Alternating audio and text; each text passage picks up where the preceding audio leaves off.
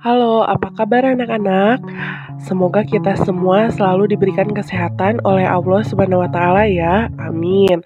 Anak-anak, hari ini kita akan belajar menceritakan kembali isi cerita fantasi yang didengar maupun yang dibaca. Anak-anak, sebelumnya Ibu mau minta maaf jika video pembelajaran ini kurang terdengar jelas sebab Ibu sedang flu. Nah, Ibu harap kalian jangan lupa subscribe, like, dan bagikan video pembelajaran ini kepada teman-teman kalian ya. Kompetensi dasar yang akan kita pelajari hari ini adalah 4.3, yaitu menceritakan kembali isi cerita fantasi yang didengar dan dibaca. Lalu tujuan pembelajaran hari ini adalah peserta didik dapat menentukan tokoh, latar, dan urutan peristiwa. Lalu peserta didik dapat menceritakan kembali isi cerita fantasi. Baik, materi yang pertama yaitu menentukan tokoh, latar, dan urutan peristiwa. Pengertian tokoh, tokoh merupakan pelaku yang mengemban peristiwa dalam cerita fiksi sehingga peristiwa itu mampu menjalin cerita.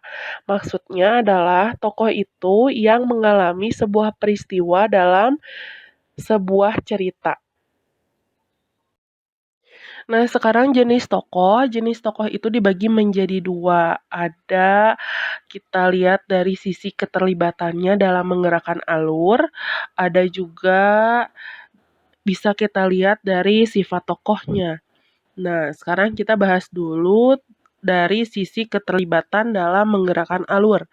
Yang pertama ada tokoh sentral, merupakan tokoh yang amat potensial menggerakkan alur. Potensial di sini artinya mempunyai potensi, di mana arti potensi adalah sesuatu yang dipandang dapat menghasilkan atau menguntungkan. Tokoh sentral ini merupakan pusat cerita penyebab munculnya konflik. Lalu yang kedua ada tokoh bawahan, merupakan tokoh yang tidak begitu besar pengaruhnya terhadap perkembangan alur, walaupun ia terlibat juga dalam pengembangan alur itu. Yang ketiga, ada tokoh latar, merupakan tokoh yang sama sekali tidak berpengaruh terhadap pengembangan alur. Kehadirannya hanya sebagai pelengkap latar, berfungsi menghidupkan latar. Lalu, ada jenis tokoh yang dapat kita lihat dari sifat tokohnya, dibagi menjadi dua, yaitu tokoh protagonis dan tokoh antagonis. Mungkin di SD kalian juga sudah belajar tentang tokoh protagonis dan tokoh antagonis. Nah, tokoh protagonis ini merupakan tokoh yang memperjuangkan kebenaran dan kejujuran, serta memiliki watak yang baik. Lalu tokoh antagonis merupakan tokoh yang melawan kebenaran atau kejujuran, serta memiliki watak yang jelek. Ingat, tokoh antagonis itu belum tentu jahat ya.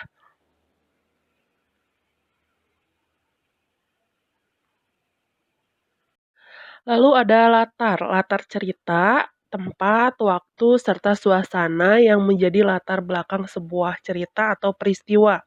Dalam latar cerita biasanya menggambarkan tempat kejadian itu di mana, waktu terjadinya kapan, dan seperti apa suasana dalam cerita tersebut.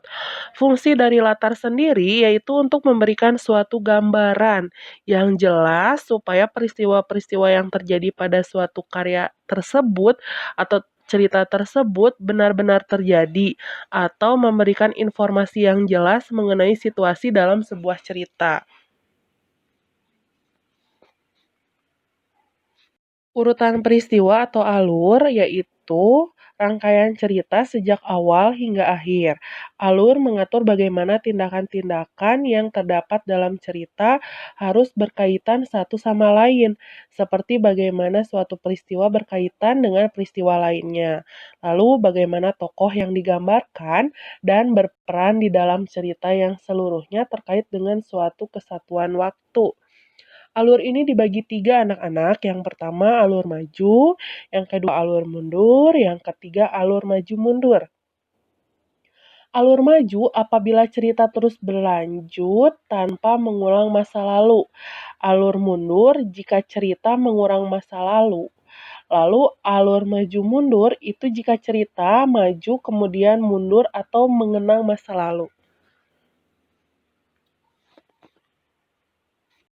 Nah, sekarang kalian buka buku paket dan baca cerita fantasi berjudul Ruang Dimensi Alpha dan Berlian Tiga Warna pada buku paket bahasa Indonesia halaman 54 sampai 58.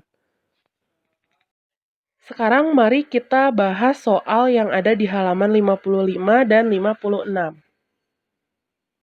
Yang pertama, urutkan cerita yang dialami Doni pada cerita tersebut. Ibu sebutkan 5 saja ya.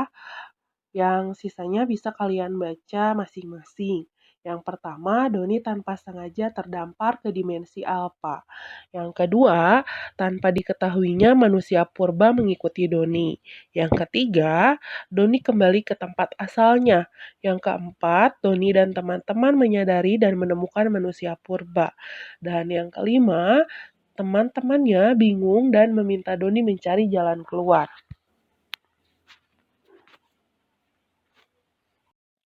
Pertanyaan kedua, bagaimana proses terlemparnya Doni ke lorong dimensi alfa? Jawabannya, proses terlemparnya Doni ke lorong dimensi alfa dengan mengotak-atik komputer Luminanya, lalu klik tombol run pada layar monitor. Setelah itu muncul gelombang biru mirip aurora, memenuhi ruangan lalu pagar asteroid terbuka lebar, memberikan ruang cukup untuk kulewati bersama manusia purba itu. Pertanyaan ketiga, siapa tokoh dan bagaimana watak tokoh yang ada pada cerita?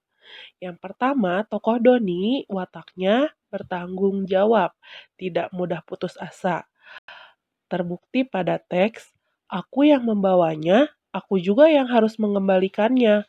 Orang tuaku tak pernah mengajarkanku untuk melarikan diri sesulit apapun masalah yang kuhadapi. Yang kedua, tokoh Erza, wataknya pemarah dan perhatian. Terbukti pada teks, kau harus membawanya kembali. Erza berteriak kalang kabut. Kulihat Erza membawa air minum untukku.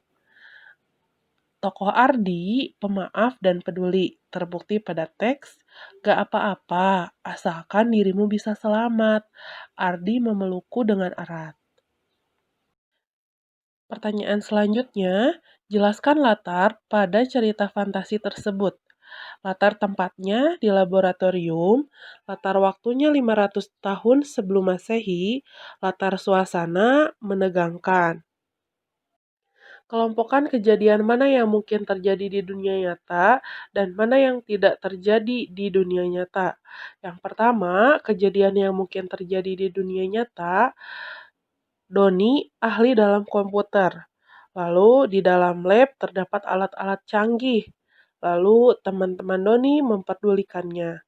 Yang kedua, kejadian yang tidak mungkin terjadi di dunia nyata yaitu terlempar ke dimensi alfa dari komputer, ada manusia purba dimensi alfa dengan wajah setengah kera, dari otak-atik komputer muncul gelombang biru asteroid. Materi kedua menceritakan kembali cerita fantasi. Langkah-langkah menceritakan kembali isi cerita fantasi. Yang pertama, membaca cerita terlebih dahulu secara teliti. Yang kedua, merangkum atau mencatat hal-hal yang dianggap penting. Yang ketiga, mengingat dan membuat cerita tersebut dengan kata-kata sendiri. Yang keempat, menceritakan kembali cerita tersebut. Anak-anak, sekarang silahkan kalian kembali ke Google Classroom untuk membaca petunjuk tugas hari ini ya. Terima kasih. Wassalamualaikum warahmatullahi wabarakatuh.